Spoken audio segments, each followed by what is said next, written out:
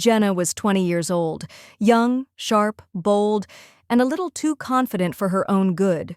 She had just finished her second year of college and returned home for the summer, feeling like the queen of the world. She had new clothes, a new attitude, and a sharp tongue that didn't spare anyone, but there was one person in the house who had seen more of the world than Jenna could imagine: her grandmother, Mama Ruth. Mama Ruth was 76, small, silver-haired, and soft-spoken, but known in the family as a woman who didn't tolerate nonsense.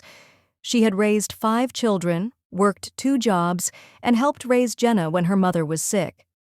Jenna once loved curling up beside her on stormy nights, listening to stories from her grandmother's past. But lately, Jenna had started seeing her grandmother as just old-fashioned and annoying. One humid afternoon, Mama Ruth asked Jenna to help clean the kitchen before dinner. Jenna, glued to her phone, rolled her eyes. "Can't you do it? I'm not your maid."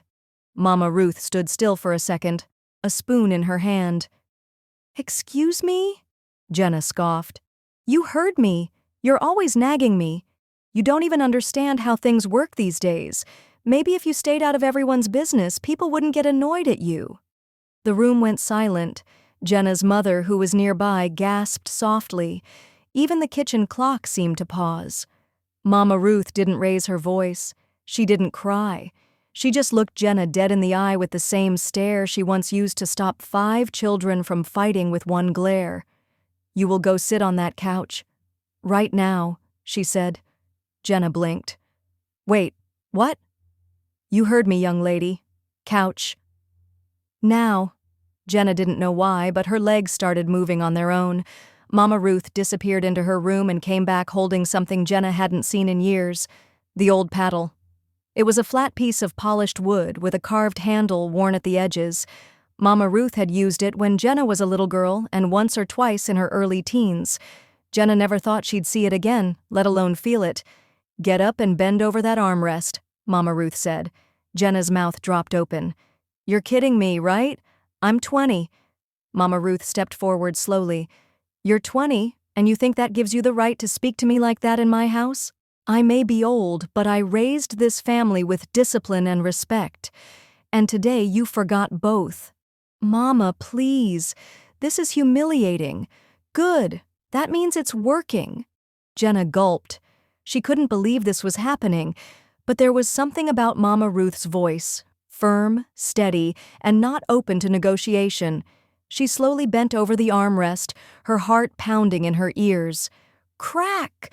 The first paddle landed squarely. A sharp sting exploded across Jenna's backside. "Ah!" she yelped. "You do not talk to your elders like that." Crack! The second swat landed harder, forcing tears into her eyes, not just from pain, but shame. "You will learn to carry yourself with respect, Jenna Carter. If not out there in the world, at least in this house." Mama Ruth put the paddle down and walked back to the sink like nothing had happened. Jenna sat silently, eyes watery, heart racing, her pride crumpled. No one had ever held her accountable like that in years. Her grandmother's words echoed louder than the swats. Later that night, Jenna walked into Mama Ruth's room, eyes low. Her voice was soft. "I'm sorry, Grandma. I crossed a line." Mama Ruth looked up from her Bible and smiled gently. "You're not a bad girl, but you're not too grown to forget your manners either." Jenna nodded. "I deserved that, didn't I?" "Yes, baby, you did." They hugged, and for the first time in a long while, Jenna felt like she was back where she belonged, safe, guided, and loved, even through discipline. Being 20 doesn't mean you're above correction. Sometimes it takes a firm hand and a wooden paddle to remind you that no matter how far you've gone, the roots that raised you still matter.